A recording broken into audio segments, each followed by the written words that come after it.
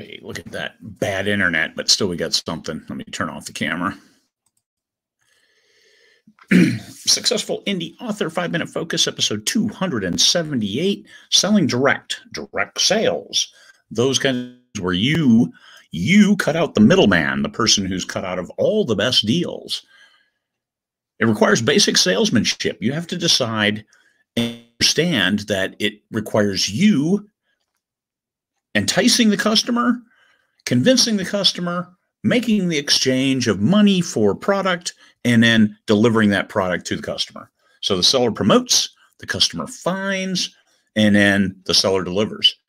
Take into account a lot of secondary elements when it comes to direct sales, such as warehousing, packing, and shipping. All of that has a cost in time and money.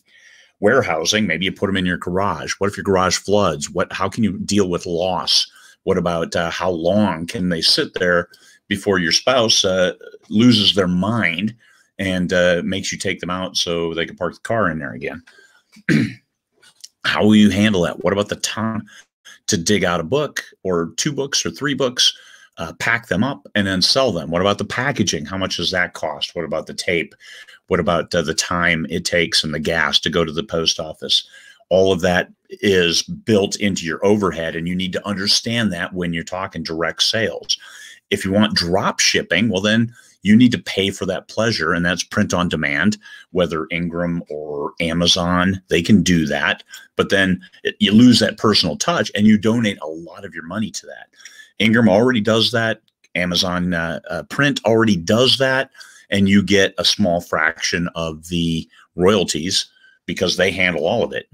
You might find out that's easier to include collecting taxes. Sales all matters, and that you have to take into account when you look at direct sales.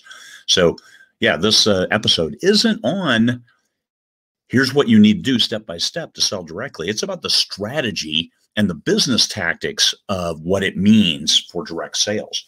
What if you only want to do digital delivery through direct sales? You can do that through BookFunnel. You can do that through a plugin on your own website. All ways that you can make a sale and deliver a manuscript, a story, a book directly to a customer. And then you get 100% of the sale price. That's nice. Same thing with BookFunnel. Once you pay your annual fee, if you do direct sales through them, you get 100% of the sale price. So BookFunnel makes it really easy to do as long as you get that kernel, Kernel, input right and get the direct sales set up right. It took a little back and forth before I was able to get that. But once I was, that worked magnificently well for an audiobook. So I do a direct sale on one audiobook that is only available through BookFunnel. And it works. It's a test. It's a way. It's really nice to get 100% of the royalties on a sale. But there are a lot of stuff that goes on in the background to get to that point. And one of the big things with direct sales, it requires marketing skills, direct marketing skills. There's no ancillary marketing. If you don't tell them it's there, nobody else will tell them it's there. So this is a challenge. Whereas Amazon, you might get some other links, also bots, get recommendations from people, get a review that somebody likes, and people get notified, oh, somebody reviewed this book, and they take a look. And you don't get any of that with your direct sales. You might get word of mouth where people direct them to your site, but you don't get that ancillary distributor is working to help sell your book too.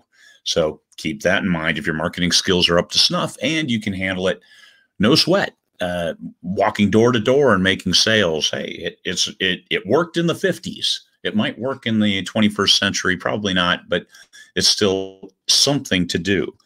Another element of direct sales is Kickstarter or Indiegogo, where you get people to pre-buy your stuff. There's a lot of advantage to that because a Kickstarter, you set a minimum funding rate. If it's $5,000, $10,000, if it gets funded, well then, hey, you know how much you're going to make once you cut off the amount for Kickstarter and then subtract what you have to pay backer kit or another integrated program to make sure that you deliver the product you promised to deliver if the project funded.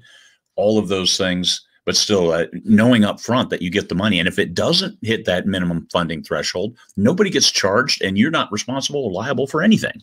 So that's a good way to go if you're at, I don't know about this.